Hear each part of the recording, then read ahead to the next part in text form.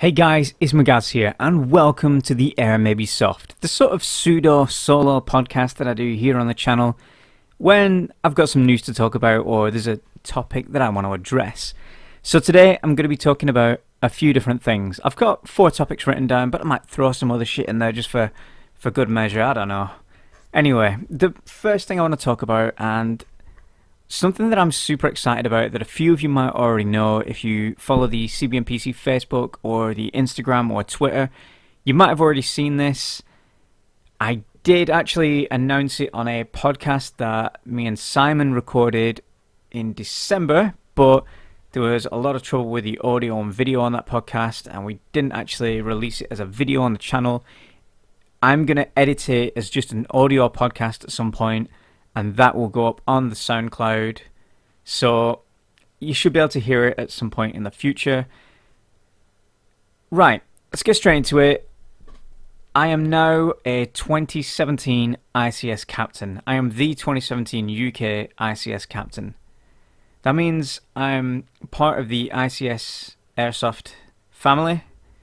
The company sponsors me, basically. It's super exciting news. There is a large number of us around the whole world, a good number in Europe, in all parts of America, and all parts of basically just everywhere. There's even a chap in New Zealand, which is awesome.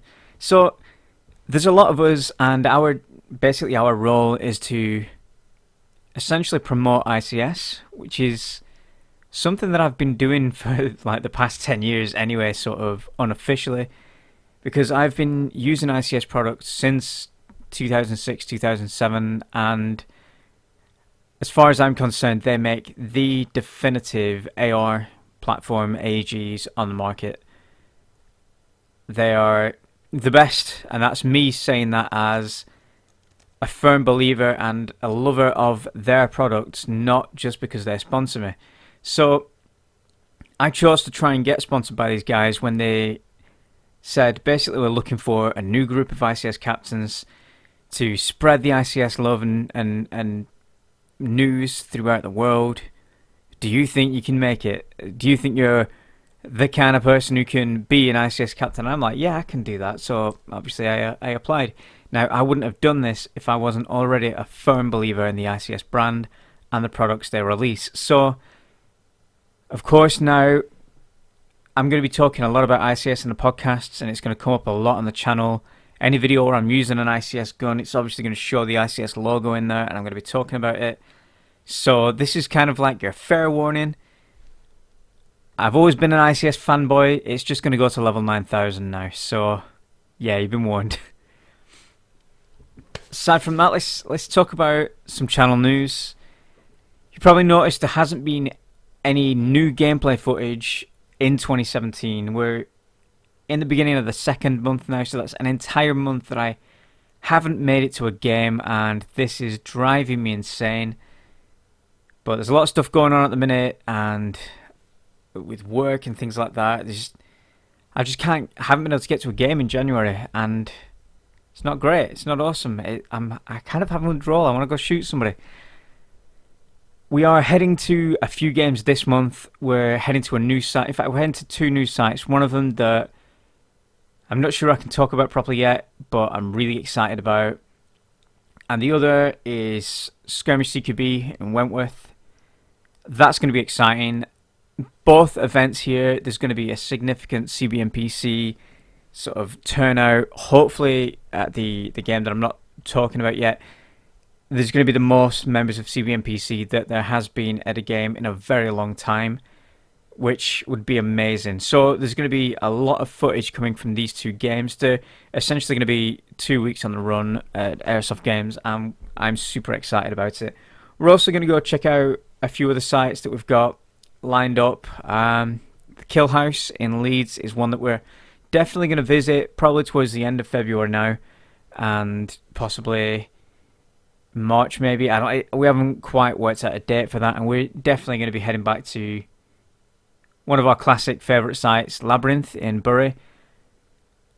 I was going to head back there just on a rando Thursday night last month, but I ended up not being able to do it again because of other commitments, and I think maybe I have been visiting that site a lot, and a lot of the footage that I've put up recently has just been from there. So I think even if I do play there, I'm going to hold on to that footage and keep it for a little further down the line. If we're having a bit of a dry spell, I'll put that up there.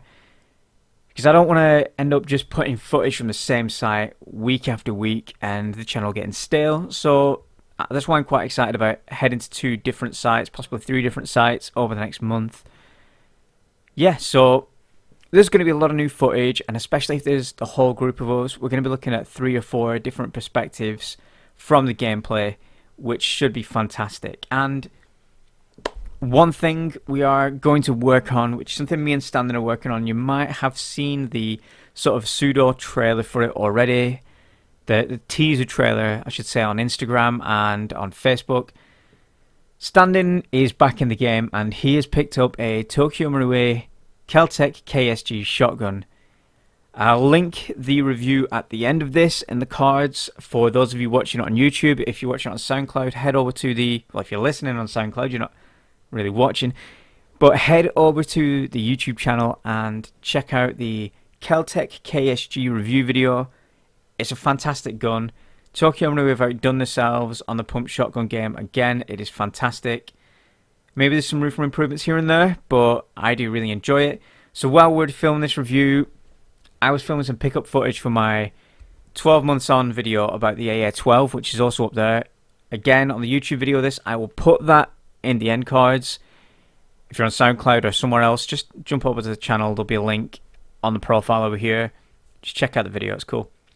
So while we were filming the pickup shots for the AA-12 with the like full automatic fire, I'm like, which shotguns do you reckon's best, man? Like the KSG or the AA-12? And we couldn't decide. They've both got endearing factors and endearing qualities. They've both got advantages and disadvantages, pros and cons.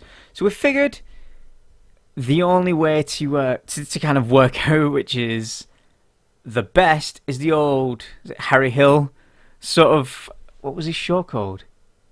Those who don't know who, I'm pretty sure he's called Harry Hill. I'm going to be Googling this as I'm talking right now. So basically, he had a TV show. He's a UK comedian. Harry Hill TV Burp, I think. No, not that one. Yeah, it might have been. Did he have another TV show? Harry Hill. Hang on, I'm Googling this again. Harry Hill. Harry Hill's Tea Time? No, Harry Hill's Tea... No, it can't have been that one. Might have been.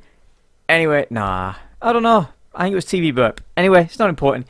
He had this sort of chat show sort of thing where at the end he had a badger parade and all his badger friends had a carnival sort of situation. I'm digressing there. Basically, when he said, oh, fish, chips, which is best? There's only one way to tell. Fight! I think the fucking fish would come on, the chips would come on, they'd have a big fucking proper kick about, you know, twat each other in the face and that, and then one of them would come out on top. So I reckon that's the only way we can do this. If the AA-12 takes on the KSG in a one-on-one game to definitively answer which am best as shotgun. So, I'll be running the Tokyo Marui AA-12, Standing will be running the Keltec KSG, and we're going to be going against each other. We're going to try and do this over a number of sites. It's going to be like the best of 5. So we're going to... The plan is, we were going to record this at Labyrinth initially and just do 5 rounds there and then work it out from that. But then we were saying like, well, different shotguns, they both have their advantages and they might be suited to different sites as well. Like Labyrinth, super close quarters. KSG has more spread, the AA-12 has more rate of fire and it's a tighter spread. So the KSG might be better at close quarters, but the AA-12 is good for like sweeping those corners on semi and just like shrekking people. So what happens if we get to a bit further range, like somewhere like bloody Wentworth CQB where there's a little bit more range? It might be more beneficial to the AA-12 there than the KSG. So we just had no idea. So we figured it'd only be fair to do 5 rounds at each site and then do 1 round from each site in a comp video, and then it's basically the best of all 5 wins, if you get what I mean. So it's still going to be the best of 5, but it's going to be over 5 different sites. Hopefully 5 different sites. We've got 4 lined up. Possibly 4. We've got 3 definitely lined up, but 4 potentially.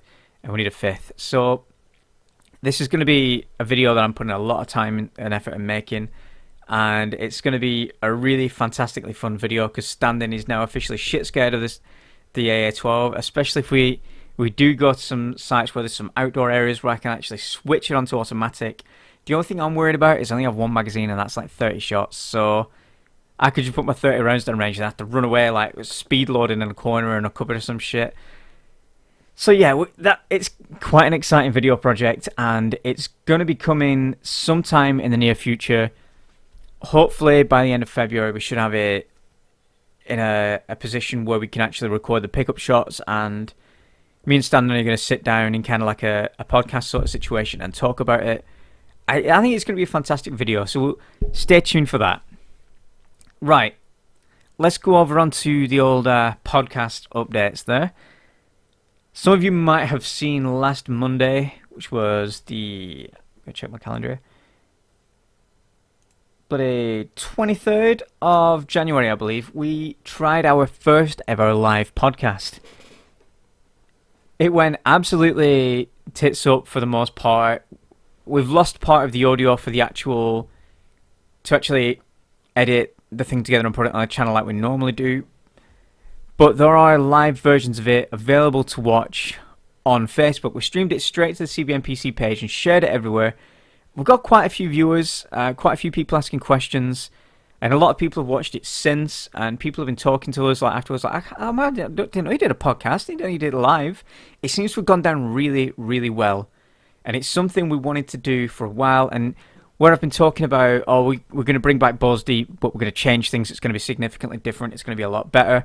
This is part of the thing we wanted to do. We wanted to make it more like a talk show. We've got a new location that we're going to do it from, and we were going to do that this Monday just gone. No, wait, hang on. What day is it now? Wednesday. Yeah, we were going to do it this Monday just gone, the 30th.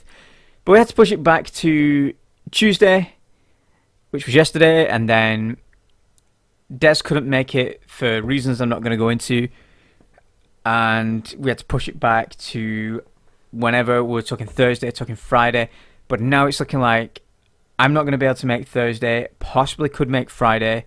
Elliot can't make Friday. We want it, basically, we've got a new cast for the talk show, for the podcast. There's 4 of us, and we have a great rapport between us because we've all known each other forever, and I think it's the best lineup. It's the one that seems to have the most sort of banter between us, and people say it's got that Top Gear effect, which is pretty funny.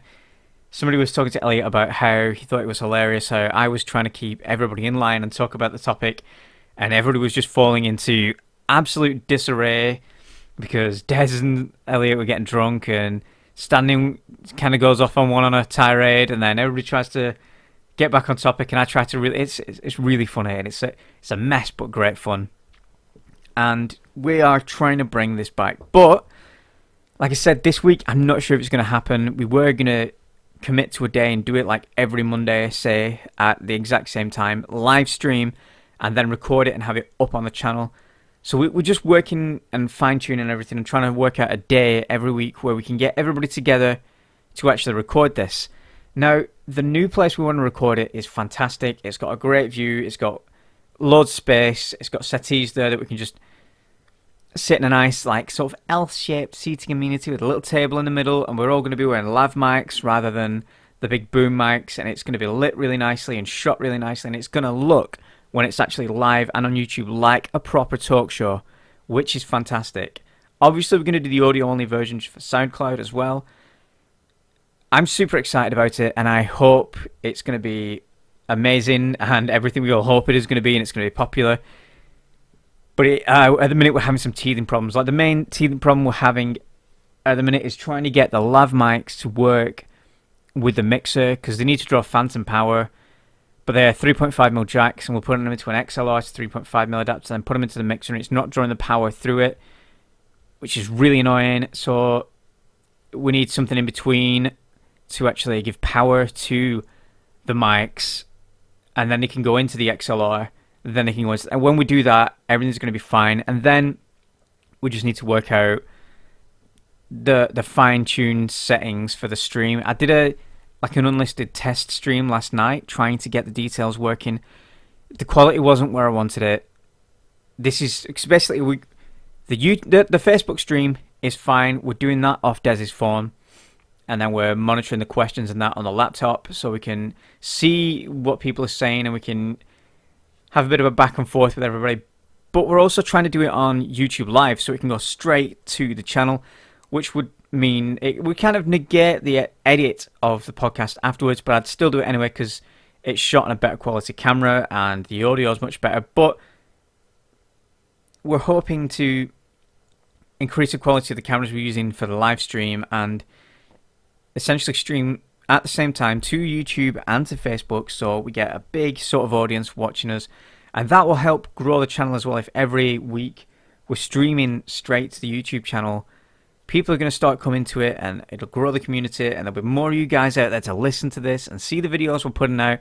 And basically we're still trying to grow the community, and yeah, that's pretty much it. I mean, we're going to do this. It's going to be great. The podcast is going to be Balls Deep 2.0. It's going to be fantastic. We're going to set it up so we can have guests on as well, which I'm super excited about. I know the other guys are super excited about this as well. We've all been talking ideas, and yeah, that's pretty much where I'm going to leave that. If you got any questions or topics you want us to cover on the podcast, just leave them down here. Send us a message on Facebook. Drop them in when we're live streaming it. Drop us in the live stream. We'll answer the questions live. But any that get asked as well, we're writing down and taking a note of, and we're going to form like a back catalogue of questions that we're going to be reading through and working through as we go through the actual series. And obviously any important topics like the recent change in FPS laws and things like that, and Novrich's new SSG 24, all that sort of stuff, we're going to be talking about and debating live. So yeah, exciting stuff. Now, I did get a question on one of my videos the other day that I was going to address in this past Monday's podcast, which got postponed. Now, it might not happen until next week, but we don't really know. So yeah, I figured I've already answered it in text form briefly on the comment, but I thought I'd talk about it here as well. I'm sure I've mentioned it before in a podcast, but I was going to do an entire video on this, and I still will. But let's touch on it briefly here. The question from the Goof Gamer 117 is, "Hey Magaz, what do you recommend as the first airsoft weapon for a first-time airsofter?" Now, this is a question that every airsoft YouTuber gets asked, and everybody has their own idea and thoughts on what gun you should buy. Now, I have a different theory on this, and this comes from 17 years of airsoft experience now, and I don't think you should buy a gun straight away. Now, a lot of you are thinking like, that's crazy and heresy and against the airsoft religion, but it's definitely the best advice I can give you. Now, everybody's going to say straight away, "Oh, buy this gun, buy this gun." You know what guns I'm going to say, and I'll get to that at the end. But don't rush out and buy a gun straight away. I made this mistake when I first started. Back in 2000, I was looking through the old Airsoft Blue forums, and I wanted an XM177 because I liked the way it looked. I'd been watching like a lot of Vietnam era films and shit like that, and there was a film with one in. I can't recall what bloody film it was now, and I was like, that's amazing. Because at the time, I didn't like the M4's outer barrel, and I didn't like the flash hider. I didn't like a lot of aesthetic things about it. And I fell in love with the simple fixed loop carry handle, the aesthetics of the XM177, the flash hider, the outer barrel was a lot shorter and cooler. The stock was the old school style stock, and I really liked it, and I thought I have to get one of those. Now, at the time, I believe Tokyo Marui used to do one, and they are literally rocking horse shit now. The only other option I could find was the Academy or KSG XM177E2. Now, for those of you who aren't aware, Academy were a very, very, very budget brand. Entirely plastic. The receivers didn't break apart like the real ones. They were all one piece. The gearbox and the motor were one piece. It was a really quite terribly built brand, and I didn't have a lot of knowledge and information on these guns, and all I saw was XM177, 130 quid. And I'm like, yes, I'm having that, because the cheapest Maru one I found was like 200, and I had about 150, 160 quid to spend on a gun at that point in time. I've been saving up for a while, and I bought it. It took ages to arrive because it was second hand off some guy on airsoft, on the old airsoft.org, old blue forums. It took absolutely ages, and when it arrived, initially I was super impressed with it because I'd never fired an AEG before. I'd fired like KSC Mac 11s, KSC and MGC M93Rs, and non-blowback pistols, spring rifles. But we'd never been to a big game. We didn't have any shops around us that sold AEGs, and we had never had our hands on one. So this was like amazing. It was beating the range of, it was doing like 300 feet per second, which was quite good for back then. Back then it was 270 feet per second average. So I was pretty impressed with the FPS on it with 2 grams, and the range of it was pretty good. It was a fixed hop-up design, but it was getting pretty good range. It was fantastic for backguard and plinking, that sort of thing. I took the gun along with me to my first ever game at Ambush Strines, and at this, I only had a 68 round magazine, so I felt like I was going to be outgunned. And loading rods back then were like a 3-foot long plastic tube that you put BB, impractical. So I figured I should also hire an MP5 with a high cap magazine and run that alongside it. And I did, and this XM177 was completely outgunned all day, anytime I used it. And it's because it was a fixed top-up, and it wasn't a very well-designed gun. Even though it was doing 300 feet per second, it wasn't doing the same range as a 270 feet per second MP5 with a decent hop-up. And then I was asking people about it, and they were saying, well, it's because you've bought an Academy gun. You should have talked to other players first, and they would have told you to steer clear of it. They're not worth it. And then I immediately regretted this decision to buy this gun that I had no prior knowledge of. And this is what a lot of new players do. They just ask a few people online, and they'll say, oh, buy this gun, or whatever.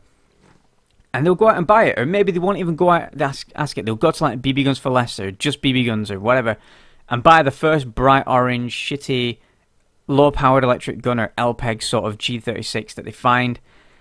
And then they'll be disheartened when they take it to a site and realise their gun's doing 130 feet per second, and everybody else is doing 330 to 350, and they're outgunned, and they just can't use it. So I think the best thing that any new player can do is get yourself out to as many games as you can at as many different sites as you can before you've committed to buying a gun. Pretty much every reputable airsoft site has a plethora of hire guns that they can hire out to new players or people who don't have a gun. And every site I've been to have got different guns. So if you head to, even if you go to the same site twice and they have 3 different guns, hire the different guns. If, say, using a JG M4 in the morning, which was a popular hire gun at one point, and then they also have some Keimer AK-47s, at lunchtime or whatever, dinner time, go over to the marshals and say, look, I've been using this M4 in the morning, can I switch it out to an AK so I can have a feel for a different gun? Most sites will say, yeah, that's fine, and they'll switch the gun out and you'll be able to get your hands on another gun. If you do this at 3 or 4 different sites, before you know it, you've maybe handled 12 different guns and you've got in-game experience with all these different weapon systems. So you're starting to build up hands-on experience, and you're beginning to learn which guns suit your playstyle and which guns you prefer to use, and which guns, because different people are different sizes. You've got different length arms, different size bodies and heads and stuff.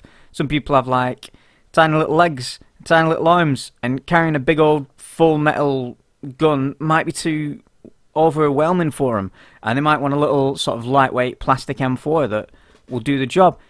But some guys are a lot bigger and a lot tougher and big hard macho men, and they might want something big like a classic Army M249 or some shit like that. And only by getting your hands on these guns and actually being tactile with them and feeling the weight and the way they handle and the way they perform, will you actually be able to make an educated decision? But don't just stop at the higher guns. If you're in the safe zone and you see another player who has a gun that you like the look of, go over to that player and talk to them. Ask them what it is. Ask them what is it stock? Is it performing well? But then most importantly, ask them about the negative points of that gun. Everybody in the safe zone, they want other players to know that the gun that they've bought or the brand that they've bought into is the best. Because nobody wants to sink maybe 300 quid into a gun and then for that moment setting where you're like, oh, this isn't actually the best gun in the world, it's just quite mediocre. The ego kicks in and they still go, oh yeah, this Crytek's best gun in the world, mate, even though it looks dog shit and it's got that wire cutter thing that only mugs buy, fucking dickheads. Yeah, it's the best gun in the world, but it might not be, because just talk to them. Ask to test the gun. A lot of players, they'll let you go out to the range area. A lot of sites have ranges, or just go out into one of the fields with them and fire that gun, and you'll be able to see the range, you'll be able to see the rate of fire, you'll be able to test the reloading of it and the handling of it, and then talk to me and say, is this gun stock? Is this what I can expect if I buy one of these guns straight out of the box? A lot of players, they feel like they have to upgrade maybe 90% of the parts out of the box just to make that gun usable. And if that's the case, that's probably not the gun for a new player. Because if you're a new player, you've got no experience on upgrading, and you maybe don't want to drop another 200-300 quid on upgraded parts and bits to add onto your gun to make it perform as well as all the other guns on the field. Maybe just buy a gun that is going to perform that well stock. Feel like I got a bit of a rant there. Right, so once you've found a gun that you like, that you know you're not going to have to upgrade out of the box, that you can get a good year on the field using without touching any of the internals, you might be onto a winner. But then, even then, once you know what you want and you're confident that it's the best gun for you, your playstyle, and the sites that you're going to play at regularly, don't get it yet. First of all, buy good, full seal, high quality eye protection that covers your face and eyes before anything else. That is the most fundamental piece of kit that you will buy in your, inverted commas, airsoft career. Career. Fucking hell. Career. If you don't have good eye protection, no matter what gun you're using, you're not going to have a good day. If you're wearing a single pane lens and it fogs up all day, you're going to have a shit time. If you wear a mesh and a BB shatters on impact and those fragments go through the mesh and hit you in the eye, you're going to have a shit day. Buy good quality, high-end eye protection. People are saying, oh, I don't want to spend so much money on my eye protection. Oh, it is the most important part of your kit. If you buy cheap, you buy twice. My top recommendations, two masks, paintball. They are paintball masks. Don't let that steer you away from them. I've been running the JT Elite paintball masks since 2000, 2002, and they are without a doubt the best masks I have run. I'm currently running the JT Elite Radar. It's a pretty old goggle system and lens system now, but it is still robust. It still works. The lenses are interchangeable. I change mine like every 6 months or so. Or if I have a significantly deadly feeling hit at point blank range from a high FPS gun, I'll probably think maybe when I get back I'm going to change to that spare lens. But yeah, the JT Elite series, I picked my first one up second hand from a site and put a brand new lens in it straight away and ran that up until like early 2016, and then changed the frames out to a new frame because it was just getting old and a bit smelly. So switched out to a brand new JT Elite Radar with a thermal lens, which I picked up off Amazon for 33 quid. Now you can still pick them up on Amazon for about 30 quid, but they come with a single pane lens, and the thermals you can pick them up from like Lips Paintball or Just Paintball for like 16 quid. So it's a good, cheap, cost-effective mask that, in my experience, is 90% fog-free. I've got teammates who can fog up fucking anything, but JT Elite, definitely fantastic. If you want something a little more Gucci, the Dye i4 paintball masks, same kind of idea as the JT, but a little more robust, easier to change lens system, and slightly better aesthetics, really. So they are like 3 times the price, or 2 or 3 times the price as a JT, but they will last you forever. So yeah, good quality eye protection before a gun.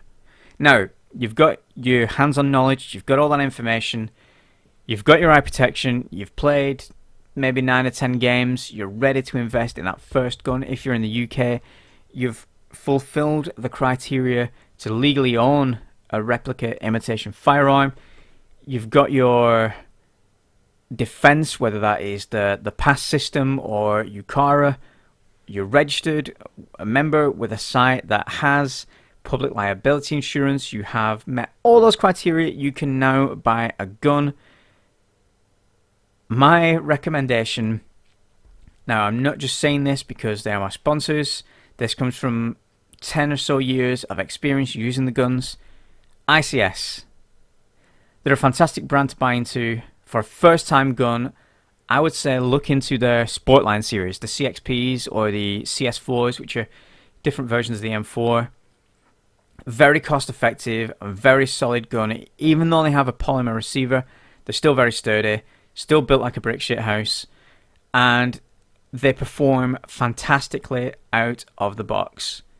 My first ICS M4, which I ran up until literally halfway through 2016, I bought in 2007.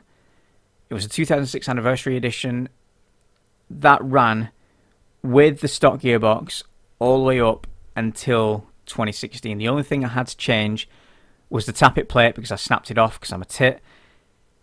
And there was a few tweaks here and there inside every now and then, but essentially for most part of the 9 years that I ran that gun, it was stock and it performed fantastically. In the latter half of its life, I installed a tight bore barrel and a new hop-up. I noticed the accuracy in that started to go down, but that's to be expected after probably about 6 or 7 years of just using it at every game. But yeah, an ICS gun out of the box will last you a good few years without having to upgrade it. When you do get to the point where you want to upgrade it, ICS are fantastic to work on. They sort of break apart like the real gun. You pop out the rear trigger, the rear pin, and you can split that gun apart. And you can take the upper gearbox because they have a split gearbox system, so it's 2 halves of a gearbox. Rather than having to take the entire gearbox apart, take the pistol grip off, take all that shit out, you can just take out that top part of the gearbox, and you can change those springs around. Now, as far as I know, the ICS guns are rated up to and slightly above an M120 spring out of the box. Obviously in the UK that puts you above the FPS for an automatic gun, so as long as you've got like an M100 in there, you're going to be fine. But you don't really need to change anything in that upper gearbox. The hop-up and barrel are super easy to access. You just slide that upper gearbox out. And what I would recommend doing if you are going to upgrade and change your hop-up and barrel, buy a completely new ICS hop-up, buy a completely new barrel, hop rubber and bucking and everything. Assemble that, take your stock one out as a complete piece, and then put the new one in. Then if your new one isn't performing properly at a game, you can just switch it back out to that stock one and you know you're going to have that performance. ICS are, without a doubt, the best AGs to work on. They're an airsoft tech's dream. They're fantastic. So yeah, that's pretty much what I'd say. I mean, obviously, every player is going to have their own idea on what is the best gun. A lot of people are going to say the G&G Firehawk, which is sort of like the 2016 noob gun. Every new player I've talked to in 2016 have said, oh, I'm going to get the G&G Firehawk. It's crazy. A lot of sites have taken onto them as hire guns because they're just built like a brick shithouse.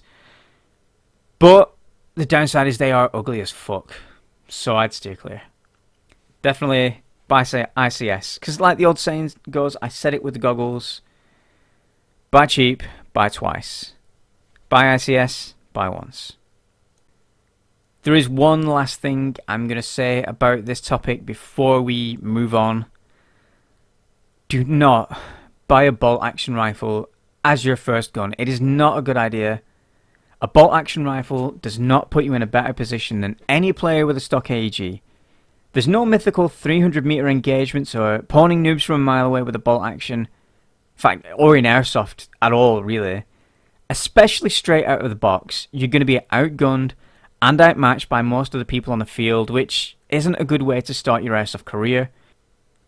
If you do want to try your hand at airsoft sniping, you've been watching Noveridge, you've been watching Clean Shot, you've been watching Bodge Ups, see if you can borrow somebody's bolt action for a game.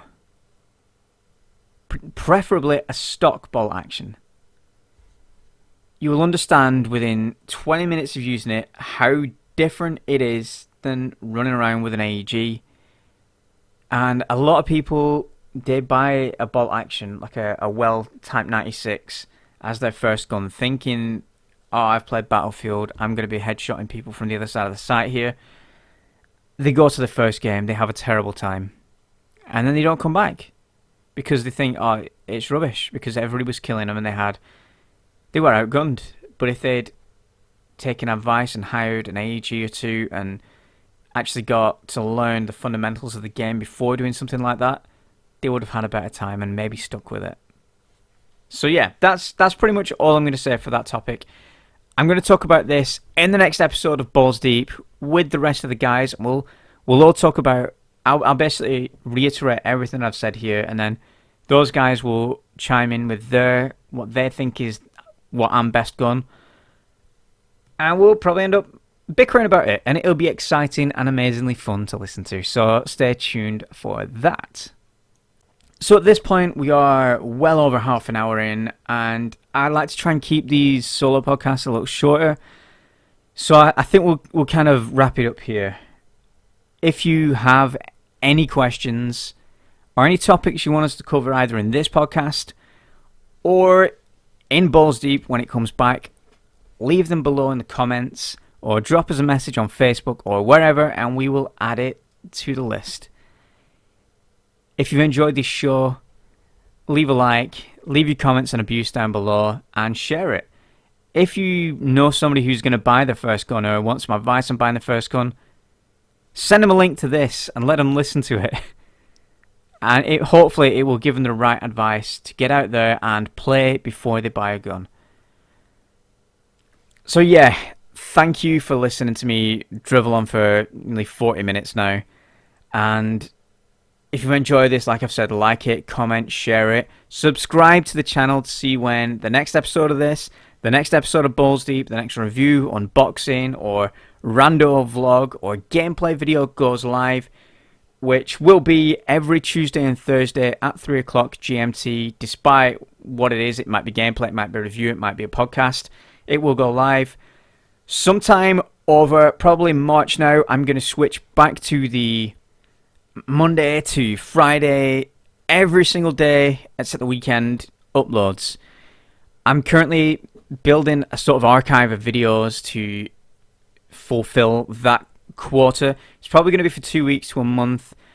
This is how I used to run the channel. I want to see if I can still do that now with the changes to like work and stuff like that, because I would like to be doing a video every day again, but I obviously don't want the quality to go down to be replaced by quantity. I want to keep the quality up and the quantity at a slightly higher level. If it isn't feasible for that month, you're going to have like a shitload of videos, like 20 videos at least, or 10 if it's the old 2 week period. But yeah, so stay tuned for that. I'm pretty sure that is going to be from March 1st to the end.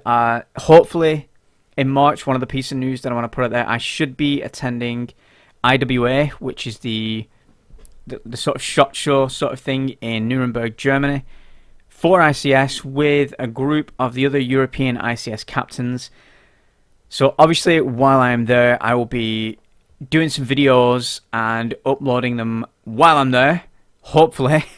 Maybe some more sort of unscripted vlogs and casual videos, so that's definitely going to be something exciting to look forward to, so look out for that. Get subscribed for that, guys. Get on the CBNPC battle wagon. Anyway, I'm going to leave it there. If you got anything nice or nasty to say, leave it in the comments down below. I'm Agaz. This has been The Air May Be Soft, a podcast about airsoft and random shite. This is CBMPC TV. Thanks for watching. And remember, kids, the air may be soft, but our balls are hard. Also, don't forget to check out these other videos right here. They're above me right now. Yeah, this is probably the ones that I talked about earlier. Just up there. That's good, right? Check them out. Anyway, yeah, I'm going now. Catch you later, guys.